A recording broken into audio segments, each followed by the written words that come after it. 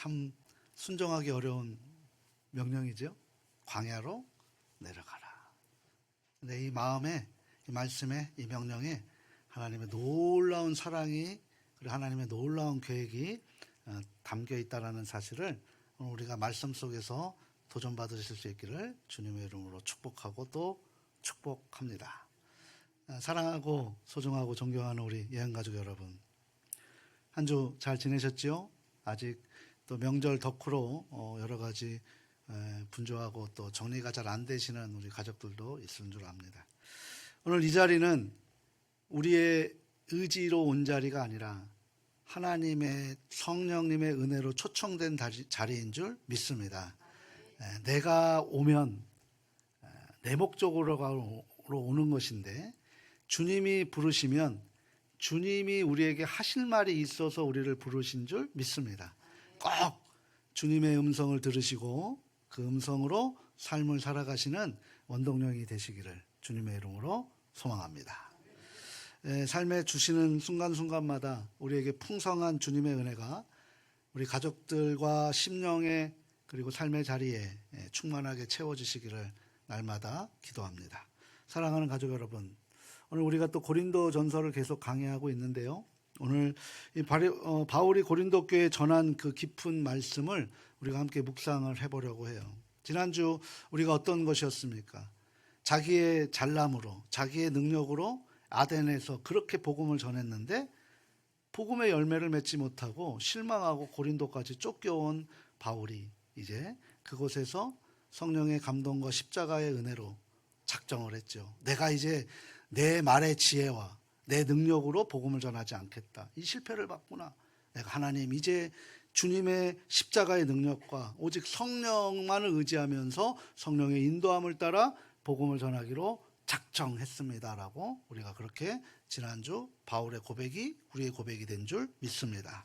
그러면 이제 작정하고 난 후에 복음이 전해졌다라고 우리가 함께 했는데요. 그럼 오늘 그 복음을 받아들인 사람이 누구이며 또 그 사람은 어떤 삶을 살아가야 하는지를 오늘 우리에게 말씀하고 있습니다. 오늘 이 말씀이 우리에게도 동일하게 도전될 수 있기를 다시 한번 주님의 이름으로 소망합니다. 그럼 먼저 우리 16절 말씀을 우리 다시 한번 읽어보도록 합니다. 16절 말씀 같이 함께 읽겠습니다. 누가 주의 마음을 알아서 주를 가르치겠느냐? 그러나 우리가 그리스도의 마음을 가졌느니라. 아멘. 누가 주의 마음을 알 수 있겠느냐? 가족 여러분, 진짜 영적인 사람이 누구일까요? 영적인 사람이다. 저분은 영적인 사람이야. 저분은 막 성령의 능력이 막 충만하게 임하신 것 같아. 우리가 무엇으로 구별을 할 수 있을까요? 그죠? 기도 많이 하는 사람? 성경 말씀 많이 보는 사람? 맞죠? 그것도 틀리다고 생각하지 않습니다. 근데 과연 그런 사람들을 정의할 수 있는 기준이 뭐냐는 거예요. 이런 기준이 모호해버리면 우리가 살아가는데 그 신앙은 그저 추상적인 것밖에 안 되고 신앙 생활은 우리에게 그냥 이론에 그쳐버리고 만다는 거죠.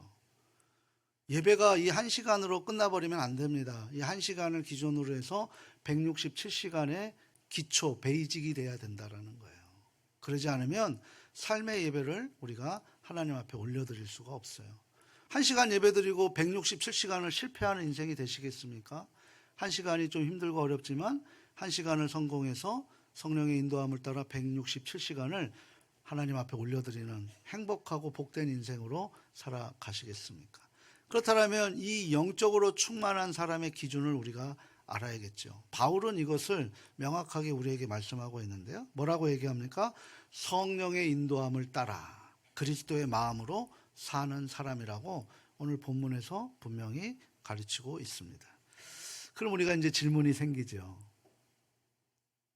성령의 인도함을 따르는 것이 구체적으로 어떤 삶일까? 그렇죠? 영적인 사람이 성령의 인도함을 따라 그리스도의 마음을 품는 게 영적인 사람이라고 바울이 얘기하는데, 그러면 성령의 능력을 따르는 건 무엇이고 구체적으로 어떤 삶을 살아가는 것이 성령의 능력으로 살아가는 것일까? 또 하나의 질문이 있죠. 그렇다면 그리스도의 마음으로 산다는 것은 어떻게 하는 것이 정말 그리스도의 마음으로 살아가는 것일까? 이게 내 마음인지 그리스도의 마음인지 어떻게 구별하는 것일까? 우리가 이런 대전제 질문을 가지고 오늘 말씀을 우리가 함께 대할 수 있기를 소망합니다. 오늘 한 사람을 소개하고 싶어요. 오늘 요 본문과 좀 연관되어 있는 본문이 사도행전 8장에 등장하고 있는 한 인물인데요. 그 인물은 누구냐면 바로 일곱 집사, 그러니까 초대교회 일곱 집사 중에 한 사람인 빌립 집사라고 하는 전도자입니다.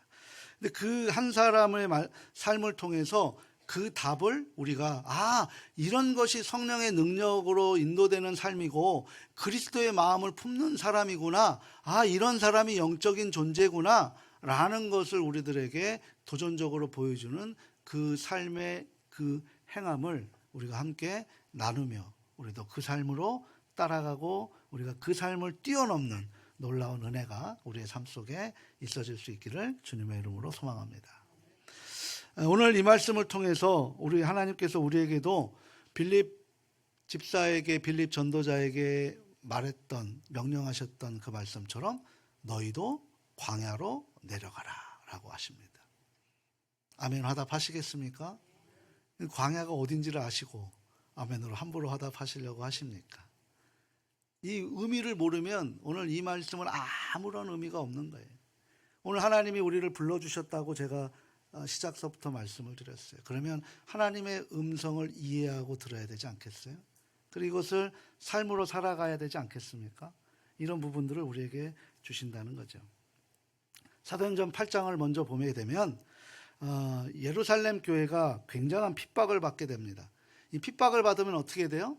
도망가야 돼요. 흩어지게 되는 거죠. 박해의 그 결과물이 디아스포라라고 할 수 있는 거죠. 흩어져 사는 사람들, 그곳들을 다니는데요.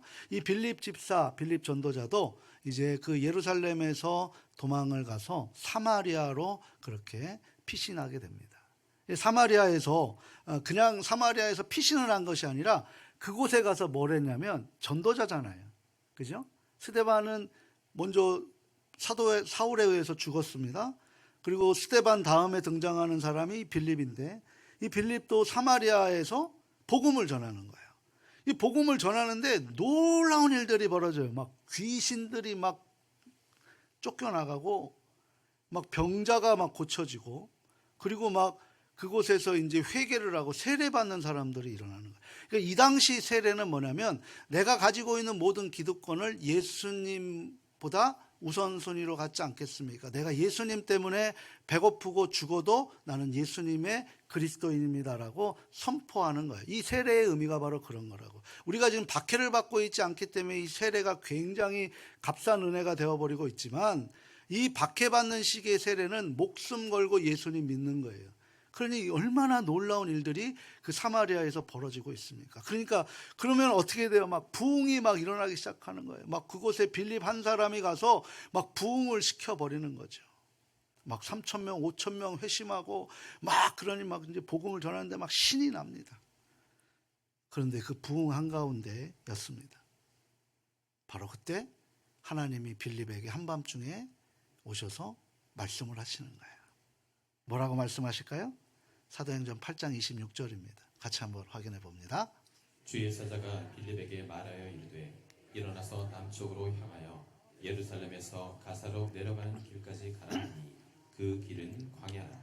아멘. 한번 생각해 보십시오. 지금 막 부흥의 불길이 막 일어나고 있어요. 막 신이 나서 복음 전하고 막 귀신이 축출되고 병자가 살려지고 막 수많은 세례교인들이 막 물밀들이 막 오는데 지금 천사가 뭐라 그래요?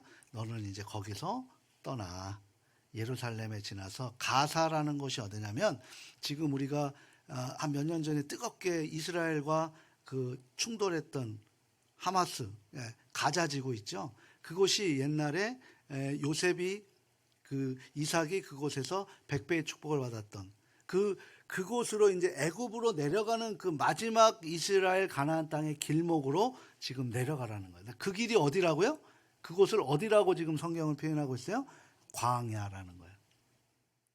막 지금 막 잘 나가고 있는데 막 모든 것이 막 기도만 되면 막 일어나고 있는데 거기서 너는 떠나 광야로 가라. 아무것도 없는 곳으로 내려가라 라고 얘기하는 거예요. 이걸 납득할 사람이 누가 있겠습니까?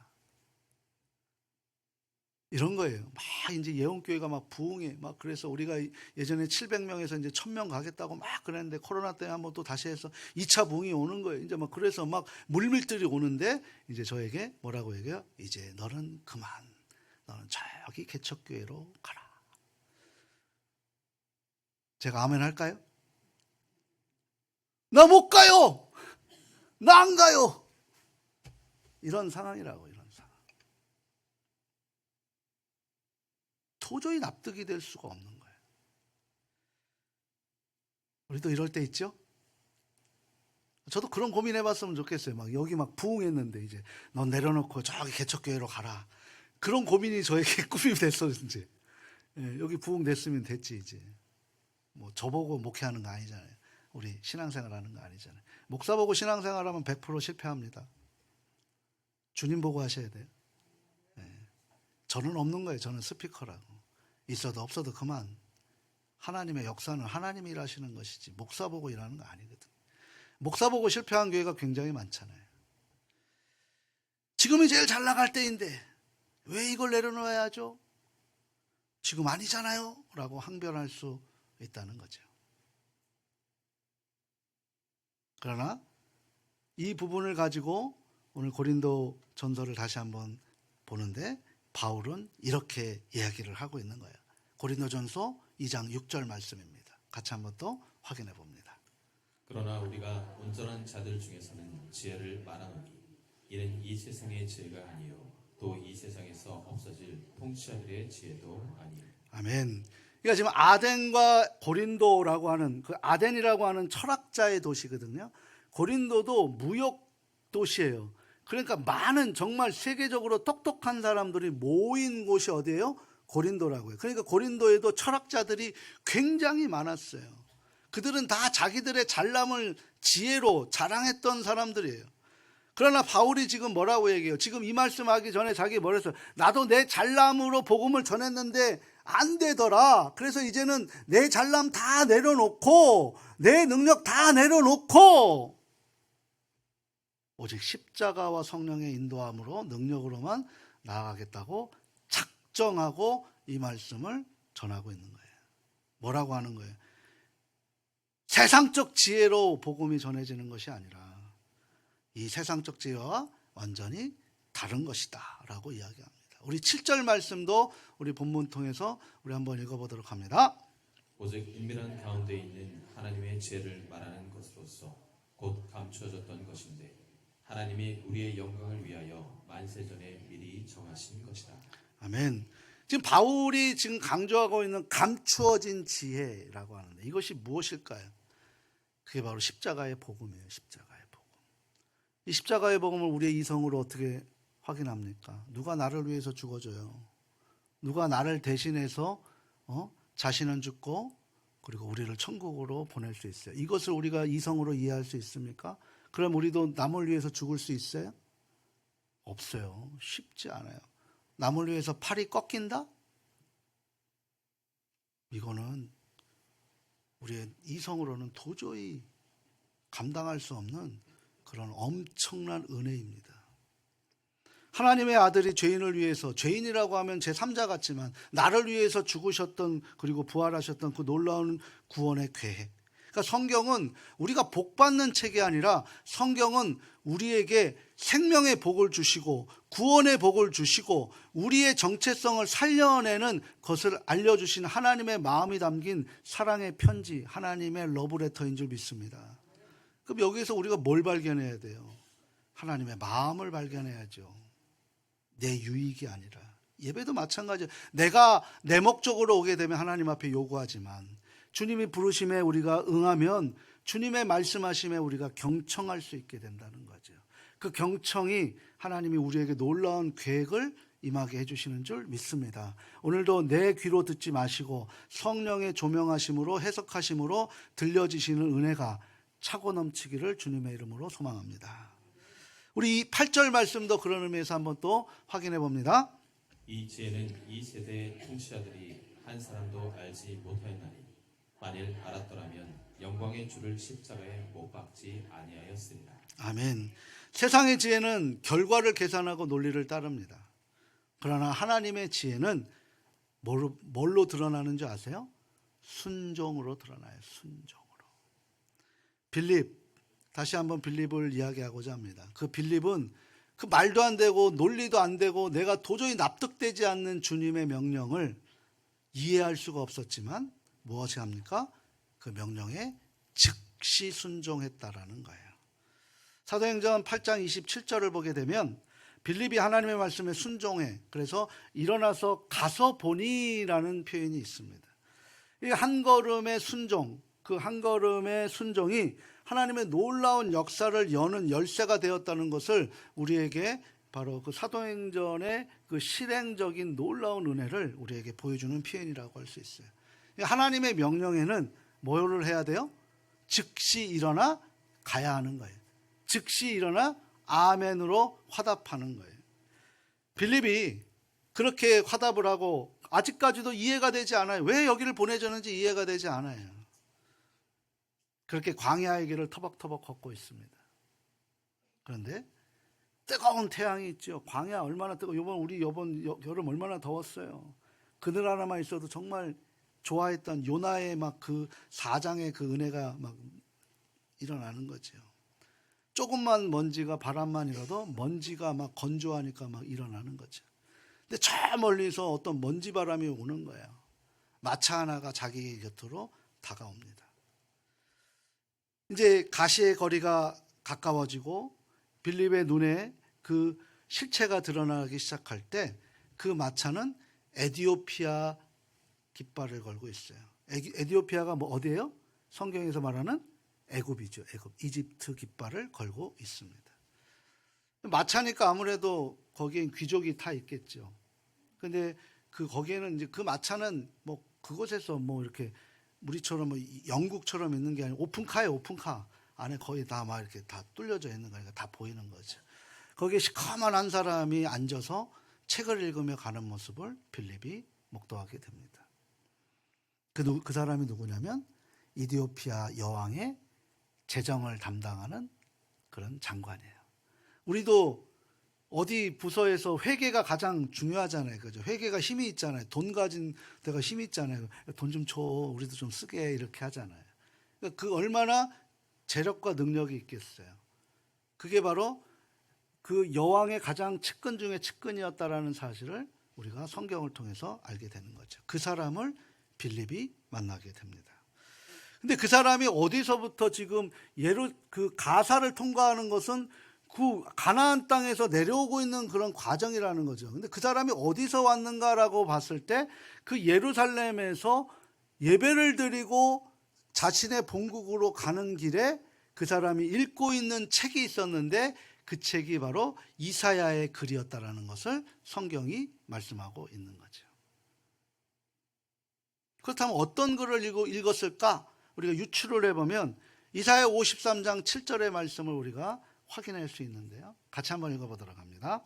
그가 곤욕을 당하여 괴로울 때에도 그의 입을 열지 아니하였으며 마치 도수장으로 끌려가는 어린 양과 덜 깎는 자 앞에서 잠잠한 양같이 그의 입을 열지 아니하였도다. 아멘. 이 이사야의 글은 뭐예요? 우리 예수님을 700년 전에 예언한 선지자 아니에요. 그 글은 모든 게 다 귀결되는 예수 십자가의 복음으로 연결되어 있는 거예요. 구약은 올드 테스트먼트 뭐예요? 옛날 약속이라는 거예요. 뭐 예수님이 우리에게 대속제물로 오실 것을 약속하시는 그 약속의 말씀이 구약이라는 거예요. 옛날 약속. 그런데 지금 이 글을 아무리 똑똑한 내시가 읽어내도 해석 불가입니다. 해석 불가. 해석이 안 돼요. 그러니 재미가 없는 거예요. 이게 뭘 의미하는 걸까? 아무리 그래도 그것을 해석할 수 없는 거예요. 누구만 해석할 수 있어요? 성령이 디모데후서 3장 16절 17절에 보게 되면 성령은 뭘로 해석하는 사람이 할 수 있다는 거예요? 영의 감동으로. 영감이라는 거예요. 영감. 영의 능력으로만 해석할 수 있는, 아무리 똑똑해도 성경 못 해석합니다. 그 신실한 사람을 찾았던 그런 상황 속에 가장 절정에서 누구를 만난 거예요? 빌립의 그 놀라운 막 전도자를 만난 거예요. 빌립이 순종하지 않았으면 이 만남이 있었을까요? 없었을까요? 없었던 거죠. 이 만남을 하나님이 알게 되는 거예요. 그리고 나서 성령의 감동이 아니고선 깨달을 수 없던 이것을 빌립이 해석해 주는 거죠. 다시 우리가 고린도 교회로 돌아와서 이와 마찬가지로 사도 바울도 고린도 교회에 처해 있는 성도들에게 동일하게 말씀하고 있어요. 우리 14절 말씀 같이 한번 읽어보도록 합니다. 육에 속한 사람은 하나님의 성령의 일들을 받지 아니하나니 이는 그것들이 그에게서는 어리석게 보이며 또 그는 그것들을 알 수도 없나니 그러한 일은 영적으로 분별되기 때문이라. 아멘. 이 말씀을 왜 하고 있는지를 이제 아시겠죠. 이 의미라는 거예요. 완벽한 비유를 11절에서도 바울은 하고 있어요. 사람 속에 있는 그 사람의 영이 아니고서야 누가 그 사람의 생각을 알 수 있겠느냐. 저는 굉장히 정치권에서 많이 이런 얘기들을 많이 하고 있는데 진정성, 이걸 우리가 어떻게 알아요? 자, 한번 여쭙겠습니다. 제가 지금 무슨 생각하고 있는지 아세요? 제 눈빛을, 눈 작은 눈인데 크게 뜰게요. 아십니까? 저랑 같이 사는 내 아내도 뭔 생각하는지 나도 모르고 아내도 모르는 게 바로 우리들의 속마음인데 우리가 누구의 마음을 안다고 그 진정성을 확인하네 어쩌네, 그게 확인될 수 있는 거라면 확인할 수 있겠죠. 어떻게 확인할게요? 마음을 배를 가른다고 그 마음이 드러납니까? 모르는 거예요. 모르는 거예요. 누구만 알 수 있어요? 사람의 영, 사람이 하나님의 형상으로 만들어졌기 때문에 성령과 나만이 알 수 있는 그런 교감이라는 거예요. 마찬가지로 하나님의 생각을, 하나님의 계획을 누가 알 수 있습니까? 오직 하나님의 영, 성령님만이 알 수 있는 거예요. 그런데요, 그 성령님께서 지금 거기에만 계신 것이 아니라 저와 여러분 마음속에 계신 줄 믿습니다. 우리 10절 말씀도 그런 의미에서 같이 한번 또 확인해 봅니다. 오직 하나님이 성령으로 이것을 우리에게 보이셨으니 성령은 모든 것 곧 하나님의 깊은 것까지도 통달하시느니라. 아멘. 다시 이제 빌립의 이야기로 한번 돌아가 볼게요. 왔다 갔다 하니까 피곤하시죠? 근데 그때 보니까 여기서도 하나님께서 말씀하고 계시는 거예요. 사도행전 8장 29절 말씀 같이 한번 읽어보도록 합니다. 성령이 빌립더러 이르시되 이 수레로 가까이 나아가라 하시거늘. 아멘. 사랑하는 가족 여러분, 하나님의 인도하심은 언제나 정확하십니다. 그러하기에 우리가 하나님의 말씀에 믿고 순종하며 나아갈 때 바로 하나님은 이미 그곳에 여호와 샴마의 하나님, 이미 그곳에 가셔서 준비하고 계시는 여호와 이레의 하나님이신 줄 믿습니다. 내가 바라는 소원을 가서 준비하실까요? 아닙니다. 하나님 나라의 가장 큰 관심이 뭘까요? 하나님 나라의 가장 큰 관심이 뭐예요? 우리가 하나님 앞에 무엇을 막 올려드리고 나는 무엇을 크게 하겠습니다. 하나님 나는 이렇게 사용하고 싶습니다. 라고 얘기하지만 하나님 그거 원하시는 게 아니라 그냥 너의 삶의 자리에서 최선을 다해서 기쁘고 감사하는 마음으로 살아가라. 이게 하나님의 일이에요. 그렇게 힘들고 어려울 때도 내 표정이 변하지 않고 분나는데도 내가 기쁨으로, 내가 누구를 미워도 내 말을 침묵하고 그냥 그렇게 기쁘게 살아가는 것. 왜 그렇게 살아가라고 우리에게 하시는 줄 아세요? 우리를 보고 한 영혼을 살려내는 일에 빌립과 같이 우리를 사용하게 하시기 때문인 줄 믿습니다. 하나님 나라는 뭐예요? 한 영혼을 우리를 통해 사용하시는 것. 하늘에서 이루어진 것 같이. 하늘에서 뭐가 이루어졌어요? 주님이 가르쳐 주셨잖아요. 하늘에서 뭐가 이루어진 거예요, 이 땅에? 예수님이 이 땅에 오셔서 우리를 구원해 내셨던 것처럼 하늘에서 이루어진 것 같이 이 땅에서도 이루어지리라. 이건 무슨 의미인 줄 아세요? 하늘에서 이루어졌던 그 주님의 은혜가 이 땅에서 나를 통해 역사하시고 우리에게 구원의 은혜로 축복의 통로가 되게 해주실 줄 믿습니다라고 고백하는 게 바로 주기도문의 원형이란 말이에요. 그런 의미를 갖고 있는 거죠. 빌립은 그래서 마차로 다가갑니다. 그렇게 이야기하죠. 다른 것도 아니고 사도행전 8장 30절에 뭐라고 그래요? 지금 무엇을 읽고 있습니까? 장관님이라고 얘기하죠. 그때 그 빌립의 겸손한 물음에 내시가 이렇게 얘기해요. 누가 나를 영적으로 지도한 사람이 없어서 내가 이 말씀을 읽고 있는데 깨달을 수가 없습니다 라고 지금 빌립에게 얘기해요. 이미 벌써 소통이 돼버리는 거죠. 내가 다가고자 하는 소통이 아니라 하나님이 준비하시고 계획하신 것에 내가 하나님의 음성에 순종하고 다가가니 하나님이 우리에게 말의 지혜까지도 허락하시는 장면이 나오고 있는 거죠. 자연스럽게 그 내시는 빌립을 마차로 초대합니다. 마차에 올라탄 빌립은 그 이사야의 말씀을 가지고 예수님의 십자가의 복음을 전하게 되는 거죠. 사도행전 8장 35절 말씀입니다. 같이 한번 더 확인해 봅니다. 빌립이 입을 열어 이 글에서 시작하여 예수를 가르쳐 복음을 전하니. 아멘. 이 영적으로 복음이 전해지기 시작합니다. 다시 본문으로 돌아옵니다. 우리 12절 13절 말씀 또 그런 의미에서 한번 확인해 봅니다. 우리가 세상의 영을 받지 아니하고 오직 하나님으로부터 온 영을 받았으니 이는 우리로 하여금 하나님께서 우리에게 은혜로 주신 것들을 알게 하려 하심이라. 우리가 이것을 말하거니와 사람의 지혜가 가르친 말로 아니하고 오직 성령께서 가르치신 것으로 하니 영적인 일은 영적인 것으로 분별하느니라. 아멘. 우리 가족 여러분, 여기서 잠깐 멈춰봐요. 빌립은 설교자가 아니에요.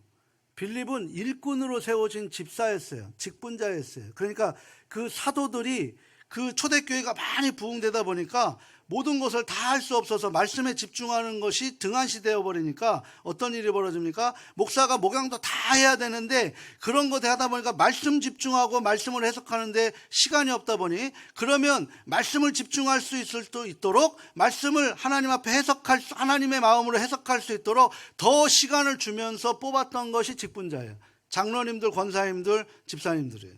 그래서 그 서로의 성도들의 그 사이에 그 구제하고 봉사하고 섬기는 일을 그 사람들이 했다는 거예요. 그러니까 빌립은 설교자가 아니에요. 그런데 지금 빌립은 뭡니까?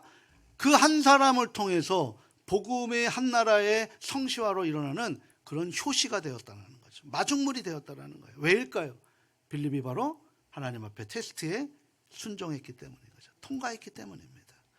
그게 바로 그의 그리스도의 마음이었다라는 거죠. 오늘 본문 16절에 보게 되면 우리가 그리스도의 마음을 가졌느니라 라고 이야기합니다. 가져야 할 것이 아닙니다. 이미 저와 여러분은 그리스도의 마음을 가지고 계신 줄 믿습니다. 내가 과연 할 수 있을까? 이제 이런 마음 두려워 다 내려놓으시길 바랍니다. 성령님이 이미 우리 안에, 아니 더 정확하게 내 안에 계셔서 준비하시고 계획하시고 하나님께서 이끌어 가시는 줄 믿습니다. 우리는 순종하면 되는 거예요. 내 마음이 아니라 하나님의 말씀으로 순종하면 되는 거예요. 오늘 이 부족한 종의 입술을 통해서, 아무것도 아닌 연약한 종의 입술을 통해서 하나님께서 순종하라 라고 얘기하시면 우리 167시간의 세상적인 곳에서 하나님이 순종할 수 있는 시험들을 우리에게 주신다라는 거예요. 그때 이 말씀을 붙들고 어떻게 해야 됩니까? 그리스도의 마음으로 성령이 내 안에 계시니 순종하겠습니다. 이 역사가 우리에게 일어나게 된다는 사실을 우리가 아셔야 될 줄 믿습니다. 그리스도의 마음이 뭘까요? 어떤 상황 속에서도 하나님 아버지께 순종하는 마음입니다. 잃어버린 영혼을 진심으로 사랑하는 마음이죠. 내 삶의 목표는 오직 복음을 전하는데 내가 오늘 이 직장, 이 사업장, 내가 만나는 모든 사람들이 바로 그런 사람들이 복음을 받을 수 있는 사람들이다. 이것을 하나님께서 예배해주고 계신다라는 거예요. 빌립은 이해할 수 없었죠. 근데 믿고 순종하고 내려가니 어떤 일이 벌어집니까? 그 내시가 세례를 받는 놀라운 일이 일어납니다. 사도행전 8장 36절 말씀이죠. 같이 한번 읽어보도록 합니다. 보라, 물이 있으니 내가 세례를 받음에 무슨 꺼리낌이 있느냐. 아멘. 그곳이 어디라 그랬어요? 광야인데 무슨 물이 있겠어요? 그곳에 물까지 예배해 주시는 하나님. 놀라운 역사죠. 놀라운 역사. 이런 것을 우리가 삶에서 체험하셔야 신앙생활에 맛이 있지 않겠습니까? 거기에 가장 기본적인 첫 번째 발걸음이 뭐예요? 순종입니다. 순종. 내 생각을 내려놓는 훈련. 이 예배는 뭐예요? 나는 죽고 내 안에 예수로 살아가는 은혜인 줄 믿습니다. 비록 기쁨으로 자기의 길을 가지는 못했지만 광야였지만 이제 그 길이 하나님이 동행하시는 것을 깨닫게 된 것이죠. 우리가 광야로 내려가고 그곳에 삶의 자리, 오늘도 힘들게 돈 벌어야 돼, 오늘도 어렵게 저 사람 만나기 싫고 저거 정말 힘든데 저 일 고되게 해야 돼, 그런 상황 가운데 하나님께서 우리에게 이 말씀을 주시고 그곳에 내려가라고 하는 목적은 무엇입니까? 그곳에 죽어가는 한 영혼이 있다는 사실. 저와 여러분, 저의 선교지는 교회예요. 우리 가족들을 위해서 기도하고 말씀 해석하는 거죠. 그래서 저는 말씀 해석하는 것을 절대 등한시하지 않습니다. 새벽 기도도 저는 최선을 다합니다. 절대 저는 기술자로 살아가고 싶지 않습니다. 이건 하나님 앞에 고백합니다. 여러분들은 어디일까요? 우리 가족들은 삶의 자리가 선교지가 되어야 된다는 거예요. 한 영혼을 위해서 내가 그 자리에서 그 직분을 위해서 그 노력을 하면서 살아가는 거죠. 이것이 바로 우리 누군가에게는 새로운 사명일 수 있고, 누군가에게는 아직 해결되지 않은 관계일 수 있고, 어떤 분에게는 복음을 전해야 할 영혼들이 있다라는 사실인 줄, 우리가 그 생각의 발상의 전환을 하게 되면 우리의 삶의 자리는 복음의 자리가 되어버리고 기쁨이고 감사고, 그곳에 성령의 준비하심을 우리가 맛보며 그것을 통해서 하나님의 살아가심의 그리스도의 마음을 품을 수 있고 성령의 인도하심을 느낄 수 있게 되는 줄 믿습니다. 그래서 광야는 순종하는 자들에게는 절대 부담의 자리가 아니라 기대의 자리가 되는 거죠. 우리가 그런 마음으로 살아가는 것입니다. 사랑하고 소중하고 존경하는 가족 여러분, 하나님은 순종하는 자를 통해 일하십니다. 빌립이 순종할 때 하나님은 한 영혼을 구원해 주시고, 그 한 영혼이 결국은 그 애굽이라고 하는 불모지에 영혼을 세우는 그런 성시와의 변화가 일어나게 된 줄 믿습니다. 오늘도 우리에게 말씀하십니다. 광야로 내려가라. 그곳은 어디일까요? 여러분들이 가기 싫어하는 직장이고, 가기 싫어하는 학교이고, 만나기 싫어하는 사람들의 자리이고, 그리고 내가 정말 힘들고 어렵고 아프고 하는 그 자리에 우리 보러 내려가라 하십니다. 이 음성을 듣고 순종하는 가족들에게 하나님께서 빌립처럼 정확하게 정확한 때에 우리를 만나게 해주시는 줄 믿습니다. 만약 내가 두려워하며 한 걸음을 내딛을 때, 이해하지 못해도 말씀으로 의지하고 한 걸음을 내딛을 때, 성령님께서 나보다 먼저 그곳에 가셔서 준비하고 계시는 것을 느끼시길 바랍니다. 이것은 명령이 아닙니다. 하나님의 말씀은 명령이 아닙니다. 약속입니다. 한 번도 어기지 않는 하나님께서 우리에게 해주시는 약속입니다. 그 약속은 들을 때, 순종할 때 이어지는 줄 믿습니다. 그래서 우리는 우리의 삶이 짐이 아닙니다. 우리의 삶은 특권입니다. 하나님이 나에게 주신 특권입니다. 나를 통해 죽어가는 영혼을 살리는 그런 그리스도의 사람으로 살아가게 하시는 것입니다. 그래서 우리는 두렵지 않습니다. 우리는 우리의 삶이 모험이라 할지라도, 그것이 고된다 할지라도 그곳에서 너무나 하나님의 역사하심을 느끼면서 살아가는 그런 놀라운 삶이 우리에게 펼쳐질 줄 믿습니다. 절대 우리는 혼자가 아닙니다. 우리 성령님이 우리 안에 계시는 줄 믿습니다. 그래서 두려워하지 마시고 두려움이 아니라 기대감으로 이 한 주를 보내십시오. 그리고 의무가 아니라 기쁨과 감사로 보내십시오. 그리고 하나님은 절대 강요하지 않습니다. 감사함으로 하나님의 명령을 순종하십시오. 그러면 하나님께서 이렇게 말씀하십니다. 내가 너와 함께 광야로 가리라. 내가 너보다 앞서서 그 길을 예비하리라. 내가 너를 통하여 놀라운 일을 행할 것이다. 이 행함에 우리 모두 맛보아하는 하나님의 놀라운 가족들이 다 되실 수 있기를 주님의 이름으로